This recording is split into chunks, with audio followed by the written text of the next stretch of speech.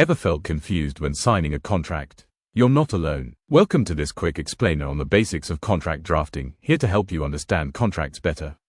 So, what is a contract? It's a legally binding agreement between parties. In India, the Indian Contract Act of 1872 defines a contract as an agreement enforceable by law.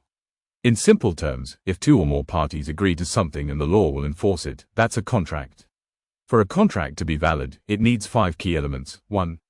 Offer and acceptance. One party makes a clear offer, the other accepts. 2. Lawful consideration. Something of value is exchanged. 3. Legal object. The purpose of the contract must be lawful. 4. Free consent. Everyone agrees freely, without force or fraud. 5. Competent parties. All parties must be capable of legal age and sound mind. Most contracts follow a basic structure.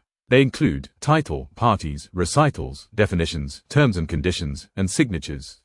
Here are 5 quick drafting tips. 1. Use clear, simple language. 2. Avoid ambiguity. 3. Define key terms. 4. Add a dispute resolution clause. 5. Mention the governing law. Thank you for watching. We hope this helped you understand the basics of contract drafting. Like, share, and subscribe for more legal explainers.